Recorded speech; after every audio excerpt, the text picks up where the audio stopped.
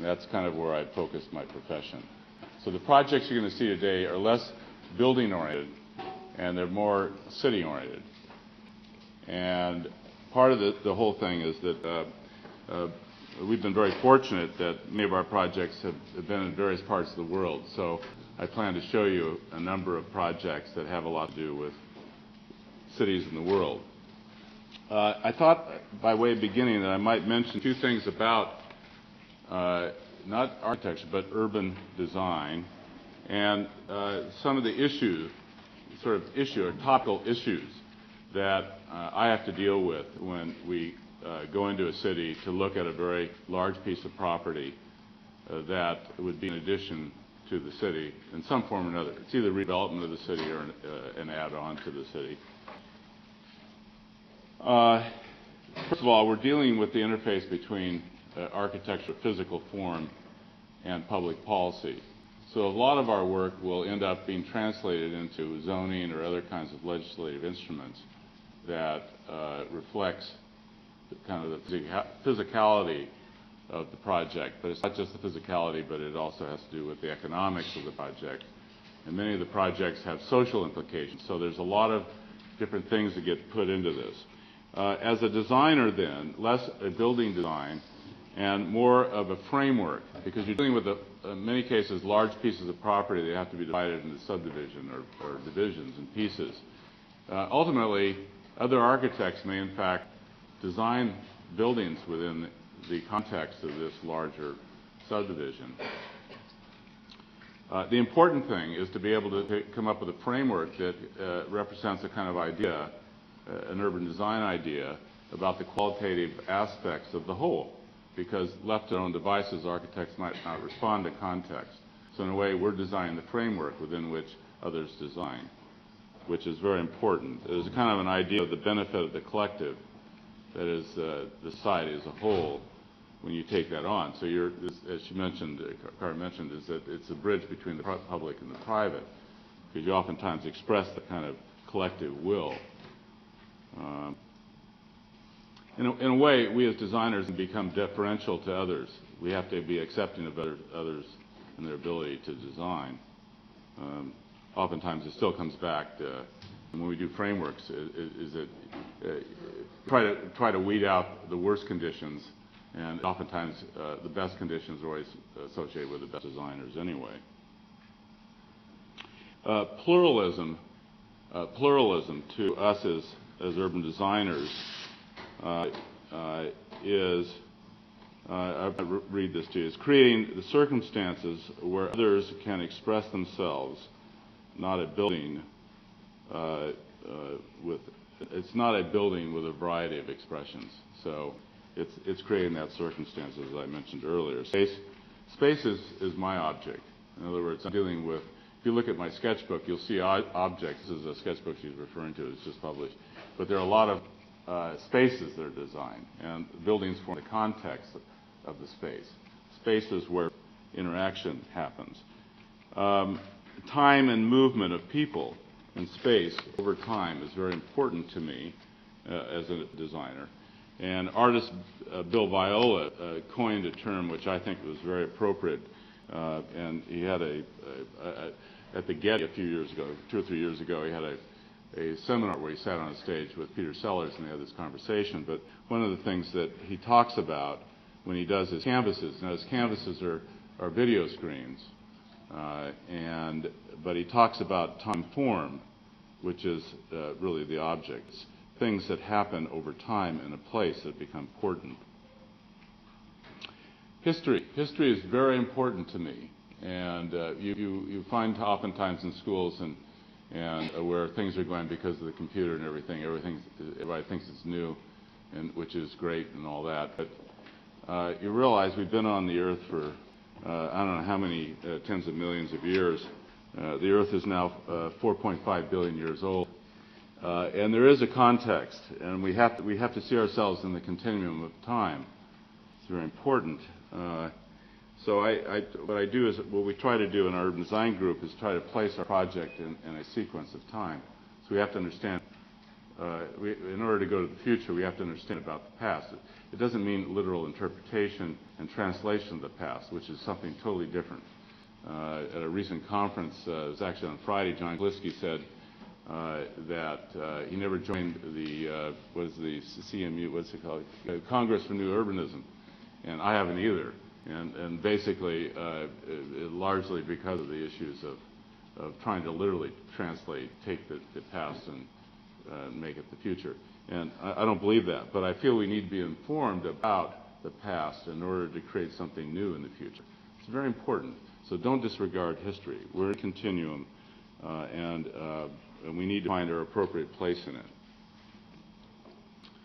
As I talked about frameworks, in essence, we're creating context.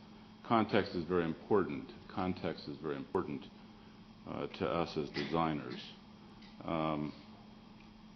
The simple or modest moves in design are equally as important as bold, aggressive moves. So oftentimes the most simple ideas prevail.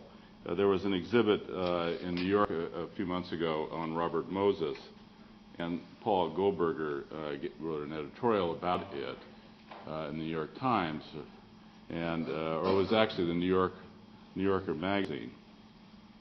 But he talked about the incremental actions, versus Robert Moses's bold actions. He was, some of you may know who he was. He was a bureaucrat that entered New York for about 30 years, and he used eminent domain and other powers shortly after the Second World War to create many of the parkways, and he changed the face of New York with billions of dollars worth of federal resources, and he was a very powerful man, and he did a lot of bold moves. Jane Jacobs, of course, disliked him immensely, and so there was this constant debate between Jane Jacobs and Robert Moses. In the end, Jane Jacobs outlived Robert Moses, but she argued for this small incremental, and Robert Moses was arguing for the bold and aggressive gestures. And in fact, what Paul Goldberger was saying is that the city is made up of both.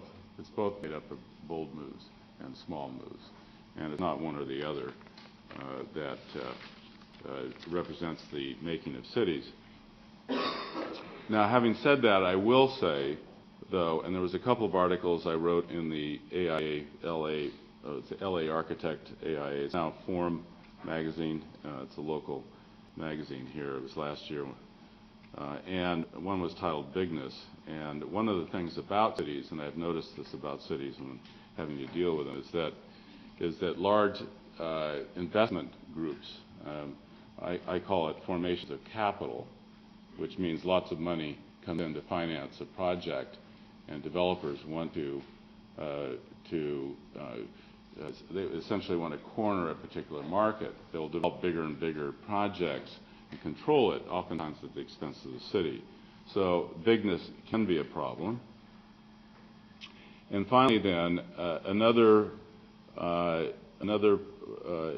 big issue having to do with urban design today, and you'll see it in one of our projects, particularly in a very interesting project in China I'll be showing this morning, but is the issue of consumption. And this I also wrote about in the IA, or LA Architect, in an article, Enough is Enough. And what was interesting is that if everyone consumed resources that the average American consumes in the United States, if everyone in the world consumed the resources, it would take 4 additional planets to supply the resources. A young child born today in Brazil uses 1/13 the resources of a child born in the United States today. So there's something wrong here, and it has a lot to do with sustainability and the use of resources, and it's something you as architects in the future are going to have to deal with this significantly. So, and we are in the profession having to think about this more aggressively today.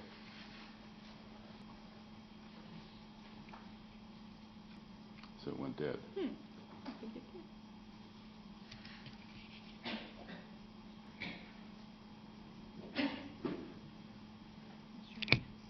There we go. Okay, so To begin with, we'll go on an odyssey here, and we'll begin first with projects in the United States and move abroad. But clearly, everybody likes to fool around with Google, so they're getting to be quite. It's getting to be quite useful, actually, to be able to look at cities and places. So, didn't work. There we go. To push it. Oh, the animation's not working. There we go. Okay, well, the first project is our Greenways Los Angeles, or Greenways Plan Los Angeles. And it's a project we did in the office about 15 years ago, interestingly. And it was based upon a notion that Los Angeles is terribly deprived of open space. And I don't know if any of you went to the LA, it's called Open Space, or Public Space LA Symposium on Friday. Probably not, but we tried to encourage some students to come.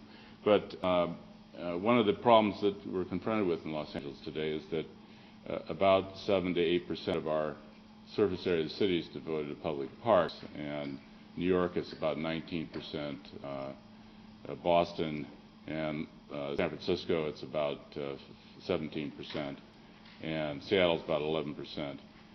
So we have a city that has been developed around the single-family detached home and less around public parks. And today we're beginning to re-examine the residual spaces of the city, looking for possible opportunities for open space. And you know about the LA River Plan. This was actually, our plan was done a little earlier. It was more comprehensive. It used the river right-of-ways. These happen to be the rails, the power lines in the river. And it was to use the rail right-of-ways. We do, I don't know if any of you know this, but for almost 50 years we had a rail system here. It was 1,300 miles long in Southern California and Los Angeles basin. And it was called the red car system, Pacific Electric red car system. And it traveled throughout the communities. In the early days prior to the Second World War, there were a series of clustered cities. Inglewood was its own little city. Redondo Beach was too. Manhattan. A lot of space between them. They were all connected by streetcars. And in 1958, after post-war, of course, the car took over, buses took over, and the city made a decision to abandon the system. And so they ripped out rail lines. But many of these rail lines are still existing today. Exposition line right out here in front of USC, for example, was a streetcar line, which is now being reinstated. So this is actually the mapping of the public parks in the metropolitan county area. I might say that most of the parks that we do have are in the mountains and less in the built-up areas. South Central, which is located in this area here, is very devoid of parks. This area actually right in here. This is Griffith Park. That's Elysian Park. This is Santa Monica Mountains. This is Sepulveda Basin. So, and then the national forests, of course, are quite a ways away from the residential area. And then the plan itself actually takes advantage of these rights-of-way. And river's located here. This is the LA River here. Goes like that and makes a jog, goes up here, goes around Griffith Park, and then it goes out Sepulveda Basin, out to the valley. So.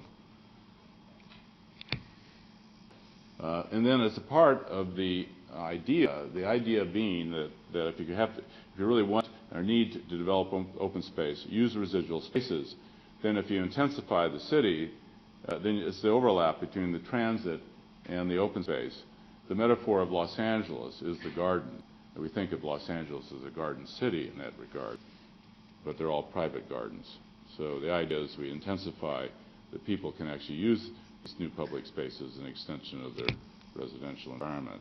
So this is just some examples of sketches that were done just to show. This is out in Pasadena along the Arroyo Seco. And this has Canoga Park out at Warner Center. The Canoga High School is in the background. And then ultimately these river estuaries can be used for open space.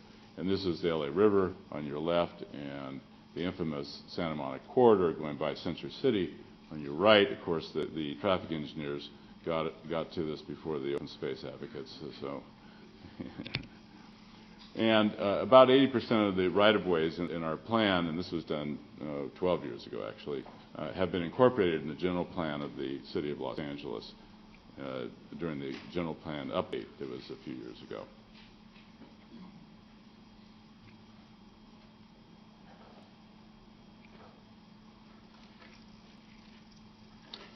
Okay, so actually the animation's not working. It's too bad. That's all right. So anyway, the next project I'm showing you is a very similar project. The river was one project, but now we're talking about the Tiber in Rome. The Tiber is very similar to the LA River in the sense that it's terribly flood prone, and in the 1870s, indeed, had one of the worst floods in history. Now, what's very interesting about Rome, and has many people been to Rome? I don't know if many people have been to Rome. Who's been to Rome? Okay, there's a few people. All right. But when historians talk about Rome, they talk about a layered city, and it's a very interesting city in the sense that there's been several cities built upon the site. And I can tell you a story, a very interesting story, is that there's an archaeologist that comes to the American Academy every year, and he picks another place in Rome that he wants to explore. And usually during that year he'll contact the resident that owns the building, and then he arranges to enter the building. And then what he does is he excavates down. Over a period of 2 months he'll excavate down into the earth, speculating he's going to hit various levels of ruins, ultimately the Roman ruin, because at 700 BC, of course, the Romans, that's when the city was begun in 750 BC, and it was destroyed by the Visigoths and others probably 15 times during a period of 1,000 years. The river floods every 3 years, about 3 times in every 10 years. So every time the city is destroyed, the buildings are toppled, the river will flood, and the floodwaters have a lot of mud or silt in them. It comes out of Umbria. And what's interesting about it all is that within 10 years, you have no idea what's underneath. This is a city that went from 2 million people at its height to 12,000 by the year 400. So, but when he excavates, he goes down and he discovers things. And the first time he did this, he went down, he couldn't see anything. He just put his light. All I saw was a bunch of white down there. And what happened is he put his foot down as he began to descend into the stair, and all of a sudden he was covered by fleas. Because under the city, there's an entire ecosystem that's going on of animals and rats and things like that. And they live within the caverns of the city. So it's amazing, it's amazing. But the river is about this. That is, that the history of the city, millenniums of histories, there's been the flooding of the river. Well, in 1870, the merchants, being so tired of this, because every 3 years the city would flood and the shops would be a waste, that they ended up creating the walls. And so the thesis behind this study is to take down the walls of the river, but you have to acknowledge the problems of flooding. So flooding conditions are absolutely essential. It took 40 years to build the walls around the river. This is a construction site photo. It was taken by a helium balloon. It was a camera attached to a helium balloon. It is at the bend of the river, a very important bend. The Vatican is actually to the right in this photo. It would be just off the picture here. And so many years the river was very, very active, and it was very much celebrated as a place. But the walls are very persistent, and the city's turned its back now again on the river. And it's become, I don't know if any of you have been to LA River, but it's very similar. You see the same styrofoam cups, and it's terribly neglected. So the idea was to develop a plan for the 40 kilometers from this is the freeway, or the Gran Ricordo, they call it in Italy. Develop a plan along the Tiber all the way through the city for a 40-kilometer, and then to focus on the area that's shown in the box there. And these three particular areas, I actually did studies for two of them. The one was Tiber Island, and the other is the Sesto San Angelo, right near the Vatican. And the proposal was to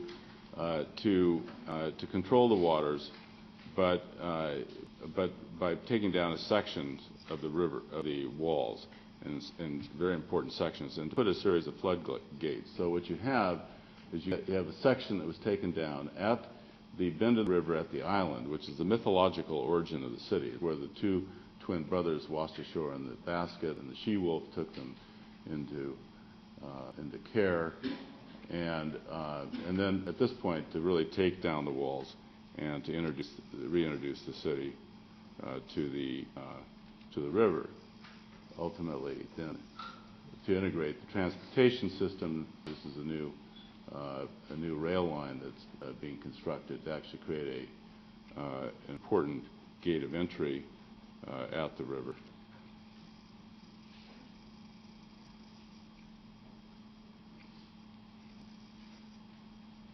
And this is a drawing that was done. It shows the taking down of the river at the Castle St. Angelo, taking down the walls.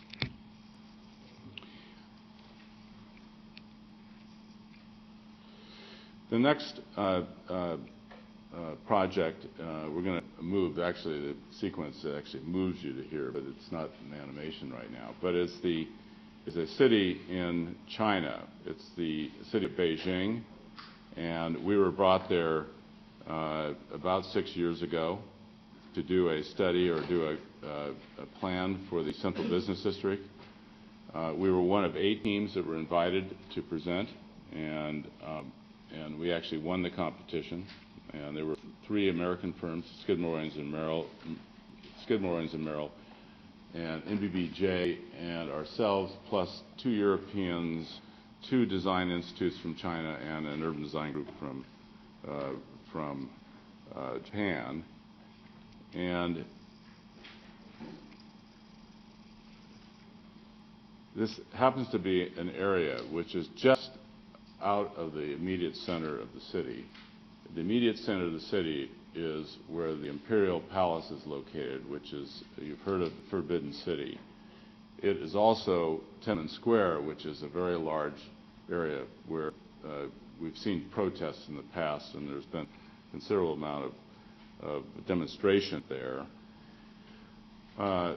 They decided not to build the Central Business District in the historic core, so they moved it 2 kilometers to the east at the Third Ring Road. The Third Ring Road is this road here. This is Zhongmenwai, which is a major, it's like the 5th Avenue of Beijing, and it's 4 square kilometers of side area. It's largely a manufacturing area, pretty accessible from a vehicle standpoint. There's a subway actually under this road here, and ultimately we proposed another one in this direction. And this is the land use plan we came up with. It's very simple. It's a concept which is based upon the traditional Chinese city plan, which is up here. You have 9 different gates in this case, but very importantly, the crossing of certain axes, and we interpreted this as places with an axial relationship. So actually the Golden Cross, which are the crossing of these 2 streets, and the development of very similar kind of open space connection. 4 different parks, corner parks, and 4 connecting parks.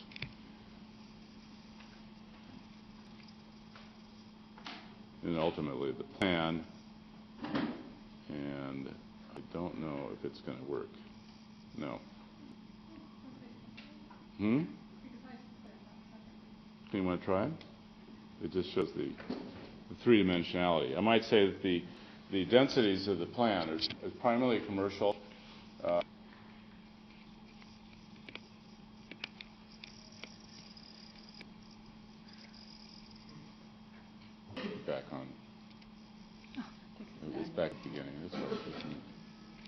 might just, why don't we, can you pull it up as a PowerPoint thing? Yeah, that's it.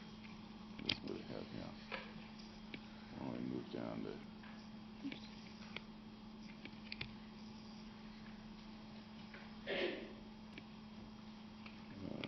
this is Beijing. Why don't we end up at, there it is there. Okay, that's good, leave it there. Yeah, good. Okay, sorry for the pause here. Okay.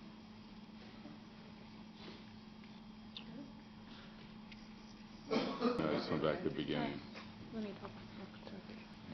Sorry.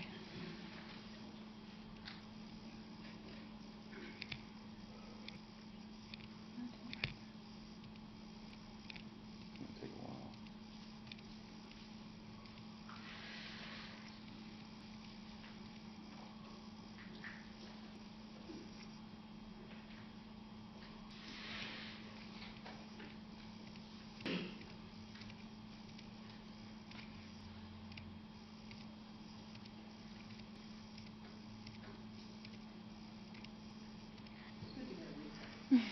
Yeah. Take your chance. There we go. Yeah. Keep going. That's right.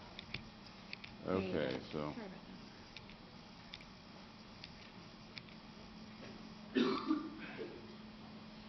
So the next project is in Shanghai. And it too is a competition. We find, for example, that it's very difficult to do work in China, despite the fact you have a very prominent dean, but it's very difficult because in many ways it has a lot to do with the changing nature of business. But we found that in urban design particularly, we could actually do work. And the government, for example, is very clear about program, or at least if they have a competition, they'll tell you how much they'll pay you, and they'll tell you the schedule of events and what you have to do.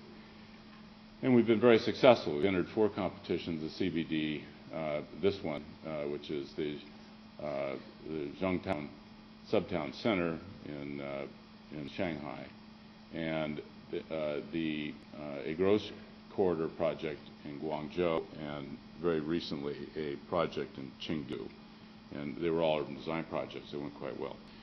But this project is one of the 3 or 4 growth centers in Shanghai.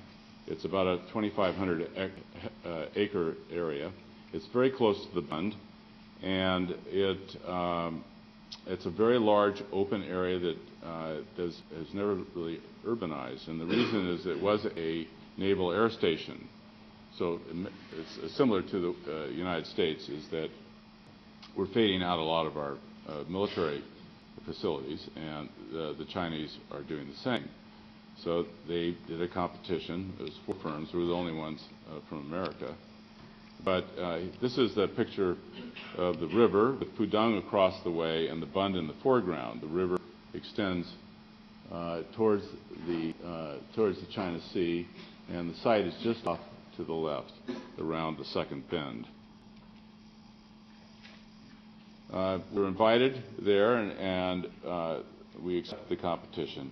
And there was about a 3-month period we had to do it in, at the midpoint of which we had to go and present our concepts. So when you as architects begin to do your projects for clients, one of the things, if the client is all vague on particularly the details of a program or something, alternatives often are great help. In other words, you go in and you present more than one idea. Well, we went back, and this was a month and a half into our project, and we were to present our plan. And the problem is that we didn't know exactly what they wanted. And they had, there was a group of 400 engineers and public officials in this room. I got up and presented this, and we were the only one that presented alternatives. And the way I characterized it to them is very interesting. If you've got a major part of your city that you're thinking about redeveloping, and there could be as many as 250,000 people living in this location. And you have some very important decisions to make about how you structure your plan. But what's very important is you decide what the direction is, and today you make a decision and we'll follow accordingly. So the first project plan we posed to them was the Green City. Clearly, if you look back in history, the history of the Chinese house, it really reflects a very interesting idea about sustainability, use of sunlight, and use of courtyard. They have a history that goes back 5,000 years of using natural passive systems of sustainability, and why not for the future do the same? So we have what's called the Green City, and in it you've got a whole series of processes: the recycling of waters, the careful use of recycling of existing site materials, solar energy orientation, wind, the whole gamut. The second idea was the knowledge city, and clearly a very intelligent population. Education is extremely important, and the development of knowledge, as we know, knowledge workers today are forming the new thing in cities. So the idea here was that we take the universities that surround the site and we actually expand them and introduce some other universities. So it becomes a very educated kind of place, an educating kind of place. And we had what's called lighthouses of learning, which were placed in each of the parks for computer hookup and that sort of thing.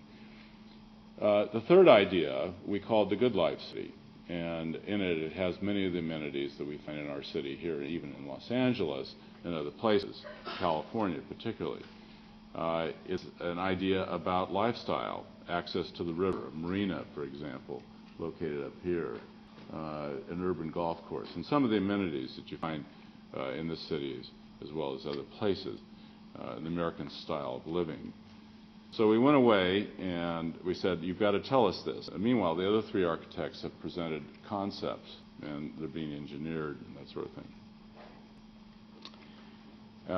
We had about a month and a half. The second week went by and no response. We really didn't know. So I began to make a decision. Why don't we do green and add knowledge to it?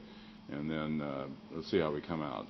Well, we got an email at the beginning of the third week from the head of the competition, and she said very simply, Mr. Fain, we like Good Life City.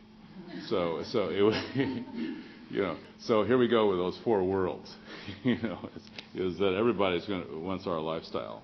But it was very interesting because in a way it kind of expressed their aspirations of what they wanted, and we tried to translate that into plan making, program and plan making. So it's not moving now. Oh, there we are. Got it. So let's move on. And so here's the plan. And the truth be known is we actually introduced sustainable processes. There were a number of wetlands which were incorporated in the plan. There were existing that were incorporated in the plan. There were also we also introduced the idea of the lighthouse of learning into this. So it's really a combination of the plan, but it really did use the Good Life City as the genesis for the plan making.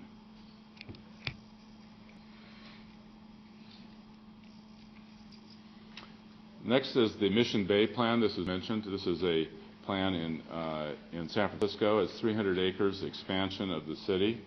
It was the old dump for the city. It's right next to the Pac-Bell Park, which is the Giants baseball park, which is located right up in here. And it was the dump of the city at one time. This is a photograph in 1906. It was taken just after the infamous earthquake of 1906 and the fire that preceded it. And what happened after the fire is that the city had this huge cleanup problem. So they literally, for several years, trucked and railed the debris from the city to Mission Bay. And that's what this site is right here. Here's a photo today, the same location at Market Street. You can see the Ferry Terminal building, which is located right here, for instance. And here it is in an early engraving to the left, and then the indication of the fill. It was the dump of the city. It's where Mission Creek comes to the bay. It represents, this area represents about 2/3 of the catchment. So if it rains, it flows into this area. Thus, then the sewer system floods into this area as well. And there's a big pumping station right next to the end, or at the end or on the edge of the property. Very important to San Franciscans is the bayfront and access to it. So the waterfront would be continued around as public access as a green connection, and that's shown in these drawings. The Vira grid in 1839, a guy named Bouguet laid out the grid of the city. Before that, of course, it was just a series of bungalows, but he laid out a grid at Montgomery Street, right at the corner. You can see it actually in this plan up here. It's shadowed in here. It's just right near Coit Tower, around Telegraph Hill, and that's where the first blocks were laid out. And it is 100 vira by 150 vira. What's a vira? I didn't know what a vira was either until we did this project. We discovered it is a Spanish unit of measure. It's about 2.75 feet. It's the length of a man's cane, a guy that would walk with a cane. I don't know why, but that's what they use as a measure. But what's interesting about San Francisco, it's a very pedestrian-friendly city, and the Vira block is large enough for the development of parking that you can get parking bays in as well. So below grade, for instance, and yet the city is a very permeable city. You can walk the streets. The grid's not so large. Downtown Los Angeles, it gets to be very large, and ultimately, then the views and orientations of the streets were to the river or to the bay. Orientation is very important in this case. So we laid this thing out. Here it is here. The UCSF's biotech campus elected to move to the center, and then it was ringed by R&D offices, labs, retail, and the housing to the north. The housing was segued to the north because of the prevailing breezes. It's not, when you have laboratory buildings, it's not good to put housing right adjoining the laboratory buildings. So, and this is what it actually looks like today. Much of the development, this is a year or two ago, and today it's beginning to fill in. This is north of Channel. You can see the ballpark.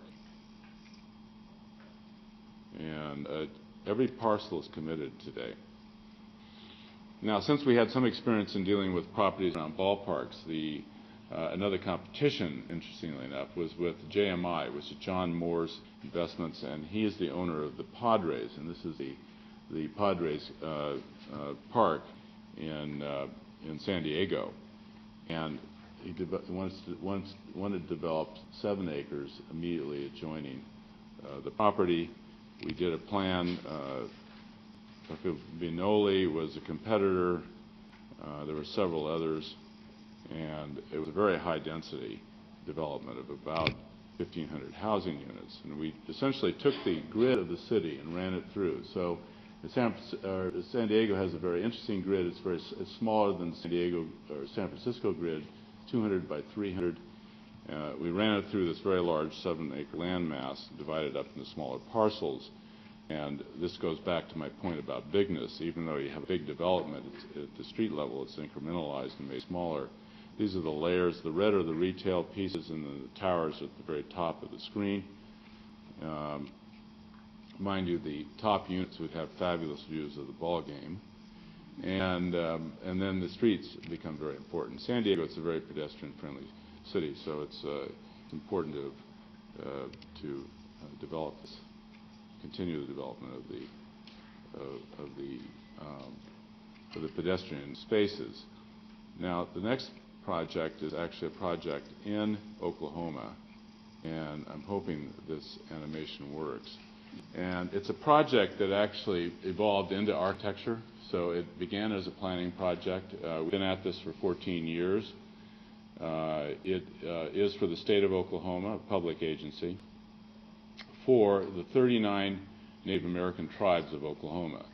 Now, there are 5 basic tribes of Oklahoma that pre-existed, but by the 1830 Act, the Congressional Act, during the Andrew Jackson presidency, they forcibly passed an act that forcibly relocated probably 70 tribes, 70 to 100 tribes. It's not determinate. They're not even sure today how many tribes they relocated to Oklahoma. Oklahoma became a state in 1907, and what happened is that from 1830 to 1907, it was regarded as Indian territory. So even though California was made a state in 1848, 49, many of the states to the west had already incorporated into states. Oklahoma had not. So in 1907, it became a state. But before that, it was called Indian Territory. And so they literally moved Indians from these various tribes. You've heard about the Trail of Tears of the Seminoles from Florida. It was really the Trail of Tears of all of these tribes. The lands were taken over and privatized by the Western, or by the citizens of the United States. And what this facility was, the Native American facility in Oklahoma, was to commemorate the history of the Native American and its relocation to Oklahoma. And this is the site in downtown Oklahoma City. It's about 300 acres. And we're working with George Hargraves, who's a landscape architect in San Francisco and New York, who's the department chair of landscape architecture at Harvard for a number of years, and working with Ralph Applebaum, who's a curatorial designer, works a lot with history, and did the Holocaust Museum in Washington, D.C. And that site that I showed you there, that site there, was this site. You can see the river located up here, and that's the same river there. That pad right there is the pad upon which these tanks are located. This is drilling site number 1 in Oklahoma. It did belong to the Indians at one time. It was taken from the Indians. It was exploited for its resources, and now it's being given back to the Indians, which is interesting. So sustainability becomes rather important in the reclamation of the site. And there are a number of very hot sites, spots in the landscape. And because the Indian culture was not conquering nature, but it's a part of nature, that we felt that there was a combination of earth and building that needed to take place in this project. At the center is the cultural center. It interacts with an earthen mound. At rivers, Indians in America built mounds to get above flood conditions, and so we commemorate the earth mound building. And you can see at a number of locations, there's a whole series of earthen forms that were developed. And clearly the ecologies are very important. And the 39 federally recognized tribes all came from these 3 different ecologies. And so in the landscape expression, we're recalling those ecologies. This is a model showing the earthen mound and the building and how it interacts. There's water, wind, earth, and fire as it is commemorated along the axis, the entrance axis to the museum. The Indians believe that life is circular. Is partly because when they were out in the plains, they'd look around and all they saw was a circle around them because everything's so flat. But it's translated into the fact that you constantly recall things that have happened to you before. And so the Indians feel life is very circular. You come upon things again. And so we develop these circles, both in the building and in the in the earthen form. The earthen form is really the Indians' history. The building is really white man's history. And where they interact or combine, it becomes the reconciliation of history. And the Hall of the People is really where these two histories combine.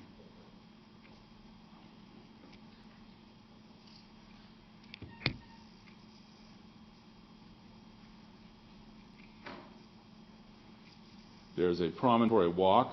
It's an exterior walk that you can begin in the prehistory or the Gardens of Origins, which are they're located in this area. The building represents the encounter, and everything beyond the encounter represents the future. So there's a lot of symbolism in this. We worked with a number of the elders of the tribes. There's a series of sky terraces. There's 3 of them. They really commemorate the 3 acts: the Removal Act of 1830, the Dawes Act, and the Curtis Acts, both of which took lands in Oklahoma and then gave them to each individual Indian. Of course, Indians never had a concept of private ownership. It was a new idea that was brought to them from the West, from the Europeans. Fortunately, these animations aren't working, so we'll just have to move on.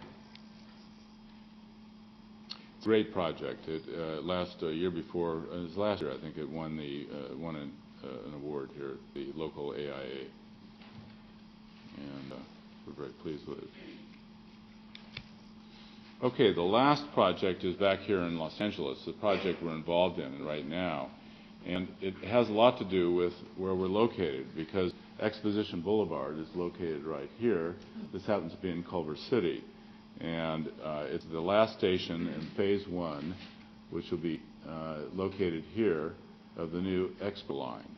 And we were hired about a year ago, 2 years ago now, to do the specific plan for the area around the station. And so this represents what I was speaking about earlier, about developing a framework within which architecture can happen. And let me just take you through this. But it's the Washington National Transit Station. And again, we look at history. Does anyone live in Culver City here? I don't know. It's not too far away, but it's a great. I think it's a great city. I think there's really some fabulous things happening there. But one of the things that we were informed about was that for years we always wondered why it's so confusing when you drive into Culver City, and we asked ourselves that question, and we said, why don't we look at history? So we pulled out this old map, which is it tells you something about geography, because you have Baldwin Hills located here, and you have Cheviot Hills located here. And before even this urban pattern was developed, and this plan was about 1924, the cows used to walk through here out to the ocean. So this was a natural route. You didn't want to go over the mountains, it's too difficult, so you came through the flatlands. Well, when they developed the various rail systems, first the Santa Fe or Southern Pacific developed a route out here to Santa Monica, because there was a time in the 1800s that they thought that Santa Monica would be a great place for a port. In fact, it was the designated port until Banning from Long Beach got hold of it and worked some politics. So they shifted the port to Long Beach. But the point is that there was already a rail line that was developed. It came across here, bisected through here. Later, then the Pacific Electric did their line through here. So all of a sudden you have crossing roads that are coming through this very narrow connection. But when you have crossing roads, it creates different subdivisions, and I'll show you in a second what it leads to. And these are the stations, and that's what we're talking about. And here's the road system where it crosses. And, it's kind of chaotic. That's that triangle that we were looking at earlier. This is exposition coming in. But look at the roads. I mean, it's incredible. And nothing got resolved in this area. Nothing carries through. It all stops. And so you find that you have one or two streets that you can make your way through if you're trying to go through Culver City. And this is the figured ground of the buildings, and the opposite of the past slide. And these are the road systems. So that's where the confusion is. In a sense, the road systems are so bifurcated that you have no sense of orientation and consistency. So it's very confusing. And so the idea is to somehow bring some kind of clarity to this without requiring a lot of property. So, we're hoping that the rail line will do that. So, and this is an axonometric. Here's the rail line proposed as it comes through. And then ultimately the possible extension. There's two routes. One would be continuing down the Expo line, which would take you into a section of Cheviot Hills where the community is objecting to it. It's the most direct route, and probably save the public, probably $100 million. And the other one was to force it down Venice, and then it'd have to go back up to get it to its proper location, ultimately, which is what the community is trying to force it to happen. Anyway, whatever happens within the Pacific Plan area and the station here, it can accommodate either one, and that's the point of this diagram. So the red is the project boundaries. It also includes a section of Los Angeles, which is where this line here, the dashed line, that's Los Angeles. All of that's Los Angeles. And this is all of Culver City. So we have the complexities of having two cities within a zone. And then these are the built areas, buildings on the sites. And then these are what we call character-giving buildings. Now, one of the things we like to have happen is to be able to preserve some of the existing buildings and to allow them to be generators of scale and form. There's also a series of alleyways, which we think are very important to be included in the design as pedestrian walks, in particular in service areas. And then connecting public streets. So ultimately this gets translated into a legal document, which it overlay on the zoning. So these locations become important because as development occurs, it needs to accommodate these kinds of pedestrian connections. And then possible open spaces within each of these areas. The street wall is very important, and the idea of bringing the corridor through. If you know Washington Street, there's some wonderful restaurants along Washington Street on the east end of it, which is up in this area up here. And the scale of that street is nice. It all erodes in this area. It goes down to the Civic Plaza, which is at Main Street. And the buildings just don't support the street as a space. So the idea is to develop a series of street walls and height contours that emulate a continuance. That is, that it will support the spatial and the form characteristics of the street, which tends to unify as opposed to being broken up.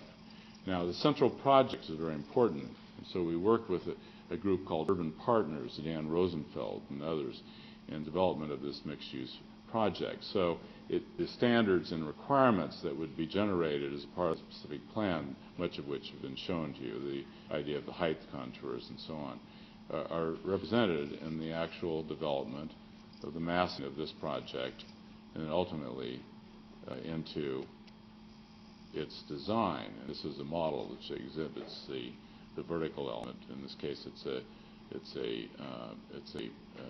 partly office, but also residential, and then it's wrapped by a hotel, which extends around with an office building in the second phase in the Los Angeles portion of the property.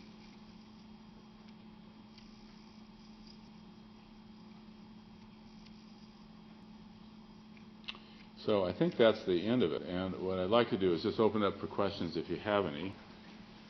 And how's our time? Good. Okay. Thank you.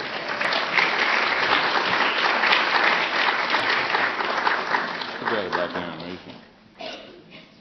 Next time. Yeah, next time. I'm going to stick in here just so it keeps recording. You don't have to say that. Okay. We have time for some questions.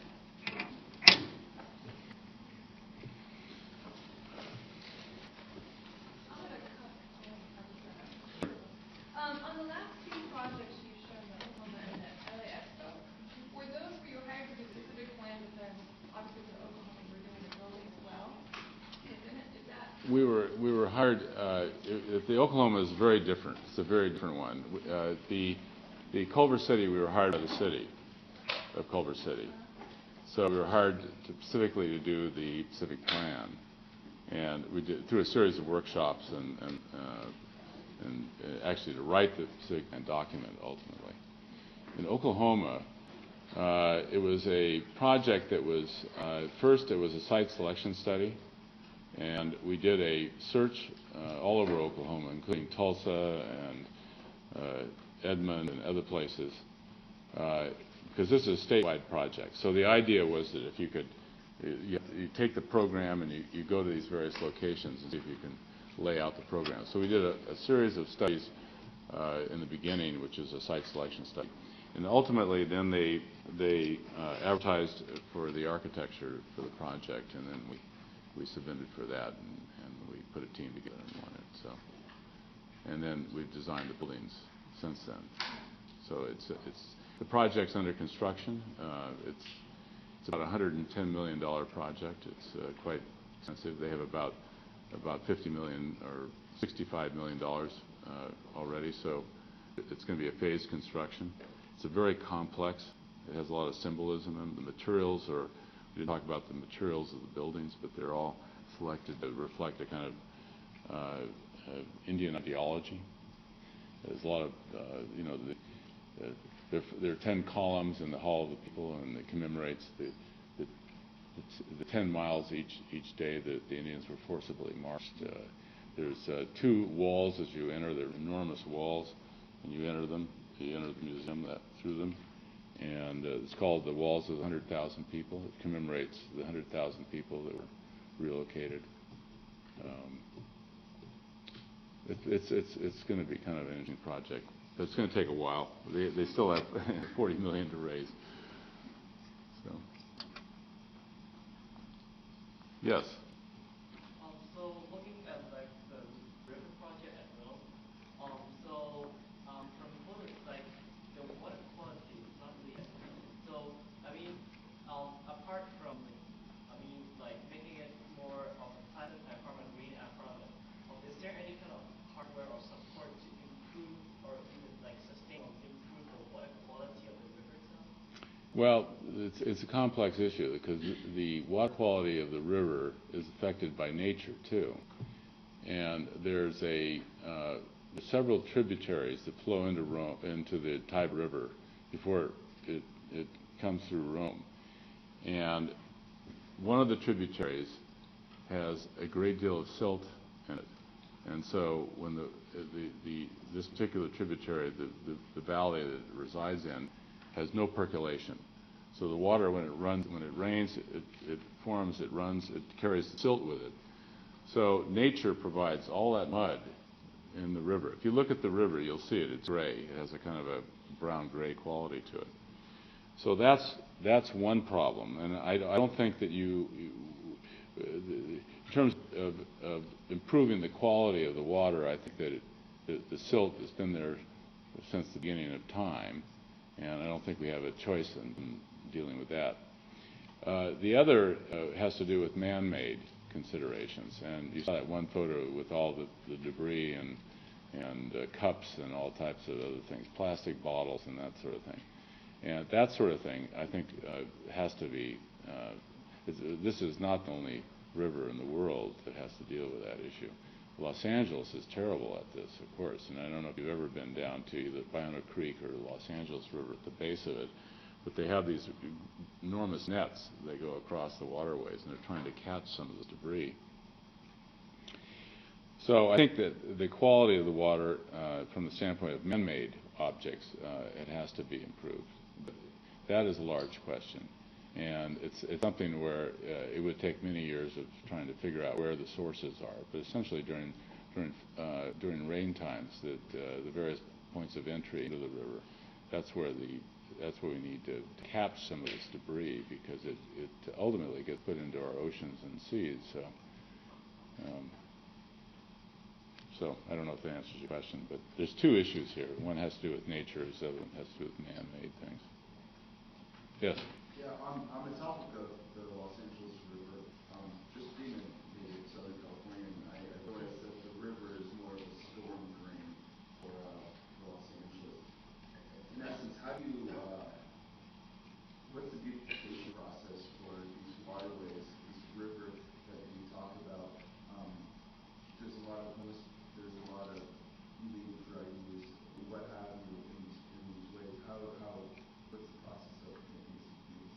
Have you ever gone on the bike paths? Have you ever ridden? You should try it. It's fantastic. Are you talking north of Johnson? Yeah, you can.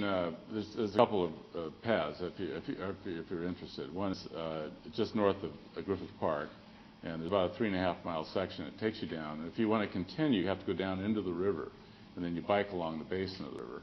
And you come up. You can go all the way down to the downtown. As you come through the downtown, it's rail on both sides, which are a huge problem. And then you come up at Maywood, which is after the second turn after downtown. And from there on, all the way to Long Beach, you can go on the bike. It's really fabulous. It's where Atlantic crosses the river. It's worth a trip sometime. I've done it. I do it frequently. I'll give you another one to go to. But but it goes all the way down to Long Beach. The other one is the San Gabriel River. Go up to the Santa Fe Dam, and there's actually the river comes out of the mountains, and it's just a natural river. So there's no embankment or anything, and you can go. That's where the bike path begins. You can go from there all the way to Naples. It's about a 43-mile ride. It's fantastic. It's fantastic. I tell you this because the amenities. It's a back door. Everybody's treated as such. It's a dumping ground. But it has some fantastic things along it. The San Gabriel River, for example, there's a rodeo just north of the Santa Fe, or the Whittier Narrows, which is a very large catchment area. It's a flood control area. It's just off the 60. So, and there's a rodeo there. And every Sunday, if you want to go watch the rodeo, you can go from the bike path. You can just stand there and watch it. Then you go into a natural area, and there's families there fishing, for example, in these water areas, you know. And the fowl is amazing. Yet it's treated as a negative. It has been treated traditionally as sort of the back door. And you're aware of the fact that there's a LA River Task Force, and they've done a master plan for the river. Yeah, it sets in motion. It's setting in motion the fact that the river is going to be transformed. It's a great resource for our city and our region, especially when we have to look at residual space in order to develop public open space. Because we need, as we intensify, you know, they're talking about this city region being, 30 million people in 20 years. We're currently at 17. So we have a huge group of people still coming. And part of the growth is internal. And when people are going to be living more in urban conditions, multifamily conditions, we can't have single-family detached houses as abundantly as we have in the past. So if we double the population, it's going to be multifamily living. We have to have places, you know, backyards aren't enough, you know. The backyard needs to be our community open space. It can't be just the single-family housing longer. So it's an obsolete idea. So it's not an obsolete desire, but in an urban area like Los Angeles. So there's a transformation that takes place. So open space becomes very important in this. The river is a great resource. So all the things you said are right, are things, but as people become to treat it more as a front door, these issues won't be as apparent. Yes? There's also a graduate studio that's participating in a Biennale based on that river, and I think there's also a third-year undergraduate studio. So for all of you who are interested, there's a few of us that are doing that right now, and you're more than welcome to kind of see what we're doing and the work that we're producing, as well as the other graduates. The Open Space Summit was really great this last Friday, but you know, the public open spaces is going to be the salvation of the city. It's the place where we share our culture together, that we have encounters. You know, we're a very private city. It's a big problem in Los Angeles. Everything's so private here. You know, I mean, you're in a university where you walk around, you're always bumping into people, so it's, you know, it's kind of an island in itself. But the rest of the city is not like this. And I think on a cultural level, we've got a great future, but we've got to move it ahead. And public open space is the salvation of our city. If you're doing a project and you've got a studio on it, fabulous. Keep moving, you know. Scott and I moved our offices to Chinatown to overlook the cornfields. We knew there was going to be a park there, you know. And there is a park. It's in the midst of even becoming a bigger park. It's about 32 acres, and George Hargraves designed it, a competition. So and we bought an old car dealership, so it's worked out just fine. greenways and the linkages that you diagrammed Right. as far as connecting with green, are you seeing sort of the roads infrastructure and sort of boulevards and greenways as being the important connecting links in Los Angeles? Yeah, I think, the unfortunate thing is that in order to develop the system, the Greenways, for example, is that it's, well, let's say fortunate and unfortunate. It's a very opportunistic plan. So those greenways would be developed wherever there was enough space to be able to do so. I think you could say, for example, down Exposition Boulevard, it'd be great to develop, in fact, part of the diagram. If you look, you'll see that there's a green marker that goes down as one of the routes. It would be done in conjunction with the light rail system, so it could be developed. So yes, it should be a part of streets. It can be a part of streets. That's the only way. You can't make any connections in some cases unless you use the street. So that's the way it is. But the city has adopted in their general plan update, which is good news. The LA River plan is just done more recently, which is great. So they have a number of river authorities that have been established just in the last 2 years or 3 years. So there's a lot of movement in this area, trying to figure out where to get residual space. People understand there's a problem here.